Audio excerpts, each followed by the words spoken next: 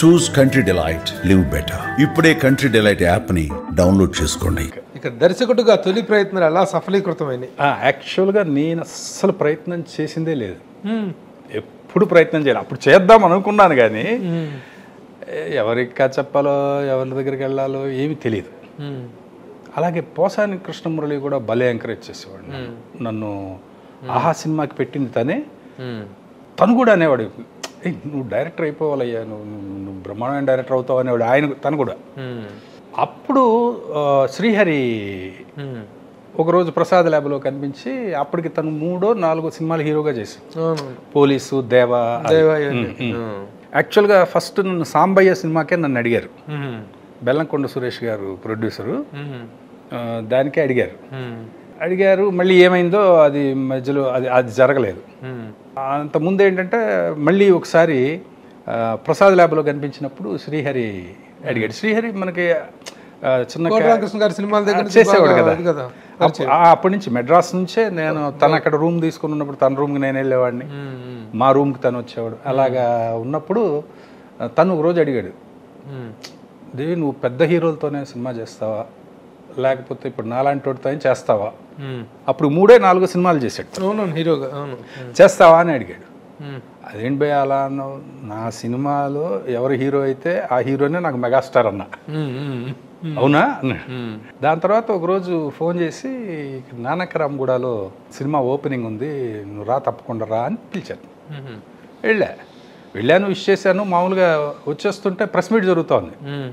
శ్రీహరి గారు రమ్మంటున్నారని చెప్పి తీసుకెళ్లి ప్రెస్ మీట్లో కూర్చోబెట్టారు. నెక్స్ట్ నా డైరెక్టర్ దేవి అని చెప్పి గుర్తుందా? అప్పుడు మీరు అందరూ అని అనౌన్స్ చేశాడు. ఆ కథ ఏంటో తెలియదు, ఏమిటో తెలియదు, ప్రొడ్యూసర్ ఎవరో తెలియదు, ఏమీ తెలియదు. అంతకుముందు ప్రసాద్ ల్యాబ్లో ఇది ఒక్కటే అడిగాడు. చిన్న డిస్కషన్ జరిగింది, దాని తర్వాత అంతే. అలాగా ఆ సినిమా జయకృష్ణ గారు ప్రొడ్యూసర్గా అది స్టార్ట్ అయింది. తర్వాత పోసాని కృష్ణమురళి కథ మాటలు, అది దాసన్న అని వచ్చింది. అదేమైందంటే అది ఇంకొక 15 రోజులు 14 రోజులు షూటింగ్ బ్యాలెన్స్ ఉందనగా ఆగిపోయింది. వాళ్ళిద్దరికి చిన్న క్లాష్లు వచ్చినాయి, జయకృష్ణ గారికి శ్రీహరికి. యాక్చువల్గా ఇద్దరు చాలా మంచి వాళ్ళు, ఇద్దరు బంగారాలు. వాళ్ళిద్దరికి ఒక చిన్న ఈగో క్లాష్ వచ్చింది, దానివల్ల ఆగిపోయింది. తర్వాత మళ్ళీ వాళ్ళు ఇద్దరు హ్యాపీగా కలిశారు, అంతా ఓకే. ఇది అయిపోయింది. ఇద్దరు నా గురించి బాధపడేవాళ్ళు. అట్లా అది అయిపోయింది. అయిపోయిన తర్వాత సివి రెడ్డి గారు ప్రొడ్యూసర్, శ్రీకాంత్ హీరోగా. అప్పుడు ఆయన ఇంటికి వచ్చి తీసుకెళ్ళి సినిమా ఇచ్చారు నాకు. ఎందుకంటే ఇది ఎంత రషస్, చాలా బాగా చేశాడు అని చెప్పుకోవడం వల్ల పేరైతే బాగా వచ్చింది. ఇండస్ట్రీలో ఏంటంటే షూటింగ్ స్టార్ట్ అవగానే ఇవన్నీ స్ప్రెడ్ అవుతూ ఉంటాయి. అవును, డైరెక్టర్ ఎలా చేస్తున్నాడు, ఎలా హ్యాండిల్ చేస్తున్నాడు, ఎలా ఫ్రెండ్లీగా ఉన్నాడా, ప్రొడ్యూసర్ ఫ్రెండ్లీగా ఉన్నాడా, హీరో ఫ్రెండ్లీగా ఉన్నాడా, బిహేవియర్ ఎలా ఉంది, యాటిట్యూడ్ ఎలా ఉంది, ఇవన్నీ స్ప్రెడ్ అవుతుంటాయి. తర్వాత సివి రెడ్డి లాంటి ఆయన పెద్ద సీనియర్ డైరెక్టర్ ప్రొడ్యూసర్, ఆయన ఎత్తుక్కుంటూ వచ్చి రావటం. అందులో శ్రీకాంత్ కూడా చెప్పుకోవాలండి. అంటే జమ్మస్లో అంటే ఎట్లా అంటే తను ఎంత ఇదేంటే, శ్రీకాంత్ నేను అసిస్టెంట్ డైరెక్టర్గా చేసేటప్పుడు పెళ్ళాన్ని చెప్తే వినాలి ఆ సినిమాలో యాక్ట్ చేశాడు. నువ్వే డైలాగ్ చెప్పాలి అని అనేవాడు అనమాట. నువ్వు చెప్పయ్యా, నువ్వు బాగా చెప్తావు, చెప్పయ్యా అనేవాడు. నేనే డైలాగ్ చెప్పేవాడిని. అప్పుడే నువ్వు మంచి డైరెక్టర్ అవుతావు భయ్యా, క్యారెక్టర్ భయ్యా, అది ఇది అని చెప్పేవాడు అనమాట. తను అప్పుడు ఫెయిల్యూర్స్లో ఉన్నాడండి. జనరల్గా ఒక ఫెయిల్యూర్స్లో ఉన్న హీరో ఇంకా మంచి బెటర్ డైరెక్టర్, సక్సెస్లో ఉన్న డైరెక్టర్ తోటి చేస్తే బాగుంటుంది అనుకుంటారు. కానీ తను దేవి పెట్టండి సార్, మంచి ఆప్షన్ సార్, అది ఇది అని చెప్పి సివి రెడ్డి గారికి చెప్పడం, అలా నన్ను తీసుకెళ్ళి సినిమా ఇచ్చారు. సో దట్ ఈస్ తొలి సినిమా ఆడుతూ పాడుతూ రిలీజ్ అయింది. అది బాగా ఆడింది. 100 రోజులు ఆడింది ఫస్ట్ సినిమా. అట్లా సునీల్ షూటింగ్ కూడా వచ్చాను. అవును ఫిలిం సిటీలో. ఎక్కువ భాగం అక్కడే జరిగింది. ఎక్కువ భాగం అక్కడ జరిగింది.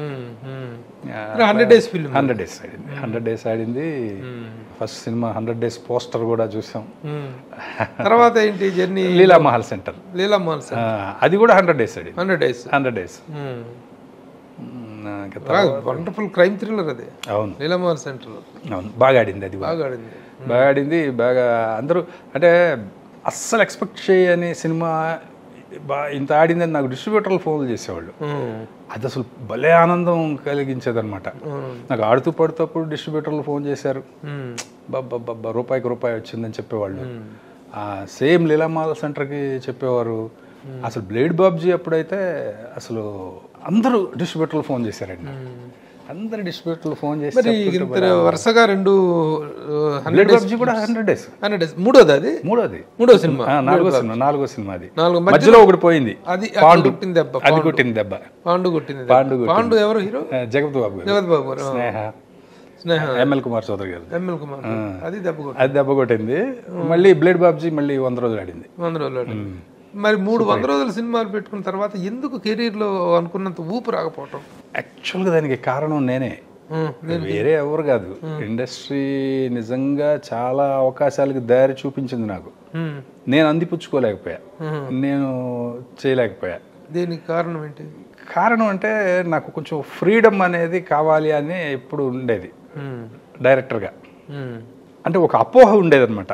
అంటే పెద్ద హీరోలు దగ్గరికి వెళ్తే వాళ్ళే మొత్తం మనల్ని కమాండ్ చేస్తారు, ఇలా ఉండాలి అలా ఉండాలని, ఇలా చేయాలి అలా చేయాలని చెబుతారు అనేది ఎందుకో నాకు నేనే అనేసుకునేవాడిని ముందే. అందుకని నాకు కంఫర్ట్గా ఉన్న వాళ్ళతోనే చేయాలనుకునేవాడిని. ఏది ఒక పెద్ద డైరెక్టర్ అయిపోవాలి, పెద్ద హీరోలతో సినిమాలు చేయాలి అని అసలు అనుకునేవాడిని కాదు. ఏం లేదు అసలు లేదు. అవకాశాలు వచ్చినాయి. చెప్పు, ఎవరెవరిని రిజెక్ట్ చేసావు? ఎవరెవరితో వచ్చిన అవకాశాలు? మోహన్ బాబు గారి ఒకసారి ఏది ఆ సినిమా, అప్పుడు మన సినిమా ఏదో తర్వాత తీశారు కూడా, అది మన గౌతమ్ రాజ్ గారు కాల్ చేసి, ఎడిటర్ గౌతమ్ రాజ్ గారు ఇచ్చారు. తర్వాత శేషు గారు కూడా వచ్చారు. ఆయన అప్పుడు మోహన్ బాబు గారు డేట్లు చూసారు, బ్రహ్మానందం గారు, ఆయన కూడా వచ్చి చేయాలి అది ఇది అని అడిగారు. గౌతమ్ రాజ్ గారు అయితే 2-3 సార్లు ఫోన్ చేసి మీరు చేస్తే బాగుంటుంది అని చెప్పి, అంటే నాకు ఆల్రెడీ ఏం చెప్పారంటే, ఆల్రెడీ మొత్తం స్క్రిప్ట్ రెడీగా ఉంది, నువ్వు వచ్చి డైరెక్ట్ చేయడమే అన్నారు. నాకేంటంటే పర్చూర్ బ్రదర్స్ చేశారు, అది పొలిటికల్ రోడీ అనేది తీసినట్టున్నారు. పొలిటికల్ రోడీ ఆ సినిమాకి అడిగారు. అడిగితే అది నేనేంటంటే, మా పర్చూర్ బ్రదర్స్ పెద్ద రైటర్స్, ఇప్పుడు వాళ్ళు వెళ్ళి నేనేంటంటే నేను ఓన్ చేసుకోకుండా, నేను రాసుకోకుండా తీలేను. అదొక ప్రాబ్లము ఉండింది. మా గురువు గారి దగ్గర నుంచి వచ్చిందో ఏంటో తెలియదు. రైటర్ రాసింది ఉన్నప్పటికీ కూడా దాన్ని నేను మళ్ళీ రీరైట్ చేసుకుంటాను. రీరైట్ చేసుకుంటే నేను చేయగలను. అక్కడికి వెళ్తే మరి పెద్ద రైటర్స్ వాళ్ళన్నీ మార్చేస్తే బాగోదేమో, మళ్ళీ మోహన్ బాబు గారికి నచ్చదేమో, ఎందుకు వచ్చిందని చెప్పి తప్పించుకున్నారు. అలాగే మోహన్ బాబు గారిది 2-3 సార్లు పాండవులు మీద అప్పుడు కూడా అడిగారు ఆ సినిమా చేయమని. కోన వెంకట గారు ఫోన్ చేసి, తర్వాత బాలకృష్ణ గారు పిక్చరు, బాలకృష్ణ గారు అడ్వాన్స్ కూడా ఇచ్చారు నాకు, అది తర్వాత అది నేను వదిలిపెట్టలేదండి. అదే తర్వాత ఇంకా ప్రొడ్యూసరు వదిలేశాడు. ఏది మిస్టర్ పెళ్ళికొడుకు ఫ్లాప్ తర్వాత, మిస్టర్ పెళ్ళికొడుకు ఫ్లాప్ అయిన తర్వాత మరి దాని కారణం అంటే super good films, Sunil hero ఆ సినిమా సూపర్ గుడ్ వాళ్ళది. ఆ సినిమా ఆడలేదండి. ఆ సినిమా టైం అప్పుడే నాకు అడ్వాన్స్ కూడా ఇచ్చారు. నేను వద్దన్నా కూడా ఇప్పుడు వద్దండి, నేను అడ్వాన్సులు తీసుకోవడానికి కూడా భయపడేవాడిని. ఎందుకంటే ఫస్ట్ పిక్చర్ అప్పుడే ఒక చిన్న అడ్వాన్స్ తీసుకున్నా, ఒకళ్ళు ఇచ్చారని. దానికోసం చాలా చిత్రహింస అనుభవించాను నేను. అది సినిమా తీరు మాదే నెక్స్ట్ అంటారు, మీరు ఎవరికి కమిట్ అవ్వకూడదు అంటారు, అర్ధరాత్రి ఫోన్ చేస్తారు, ఎప్పుడు ఫోన్ చేసినా లిఫ్ట్ చేయాలి, ఏంట్రా నాయన ఈ గొడవ ఏంట్రా అని చెప్పి, పోనీ నేను రిటర్న్ ఇచ్చేస్తానండి అడ్వాన్స్, మీరు తీసుకోండి అంటే తీసుకోరు, నన్ను వేరే సినిమా చేయనివ్వరు. ఇట్లా ఒక టార్చర్ అనుభవించాను. ఆ భయంతో అడ్వాన్సులు తీసుకునేవాడిని కాదు ఎవరి దగ్గర. ఇప్పుడు యాక్చువల్గా మీకు మిస్టర్ పెళ్లి కొడుకు చేసే టైంకి 5 ప్రొడ్యూసర్స్ అడుగుతున్నారు సినిమాలు చేయమని. 5 ప్రొడ్యూసర్స్. అందులో ఒకళ్ళు అయితే మీరు అడ్వాన్స్ తీసుకోండి 1 year తర్వాత చేసినా నాకు ఓకే అన్నారు. తీసుకోలే, లేదండి చేస్తాను కానీ వద్దండి అని చెప్పి అట్లా మిస్ అయినాయి. అంటే నేను చెప్తున్నాను అది ఎవరి తప్పు కాదు, వాళ్ళ తప్పు అనేది ఎవరి తప్పు కాదు, అది కరెక్ట్గా ఏంటంటే నా తప్పే. నా తప్పే అనేది నాకు ఇప్పుడు తెలుసు. ఇప్పుడు మొత్తం ఎన్ని సినిమాలు అయినాయి? ఇప్పుడు 7 సినిమాలు నేను డైరెక్ట్ చేశాను. బ్లేడ్ బాబ్జీ తర్వాత ఇది ఫస్ట్ శ్రీహరి సినిమా, తర్వాత రిలీజ్ అయింది అది. అది మొత్తం షూటింగ్ చేయలే.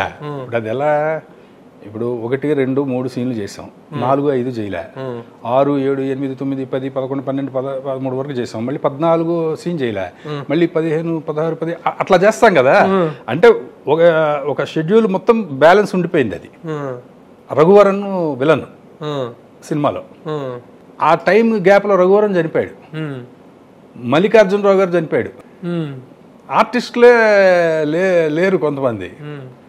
ఇలా ఉన్నప్పుడు మీనా హీరోయిన్, తనకి ఏదో మ్యారేజ్ అయిపోయినట్టు ఏదో ఇట్లాంటి సిచ్యువేషన్స్ అన్నీ అలా వచ్చినాయి. ఇప్పుడు ఏదో రకంగా చేసి దీన్ని బయటికి పంపించాలన్నారు. ఎలా చేస్తాం అసలు? దానికి ఏదో నేనే రాసిచ్చాను డైలాగులు, ఏదో లింకులు పెట్టి వాళ్ళు చేసేసి ఏదో రిలీజ్ చేశారు. అది తర్వాత ఆ సినిమాకి డబ్బులు వచ్చినాయి. అతనికి నట్టి కుమార్ ఏదో నట్లు బోల్టులు బిగించి ఉంటాడు. నాకు డబ్బులు వచ్చినాయి అంటాడు ఆయన ఆ సినిమాకి. ఏది నిజం చెప్పాలంటే అందులో 14 రోజులు షూటింగ్ బ్యాలెన్స్ ఉంది. అది ఏదో తిమ్మిని పంపించేస్తారు, ఏదో మొత్తానికి బిజినెస్ అదేదో చేసేసి చేశారనమాట. 7 సినిమాలు ఏమేంటి వరుస?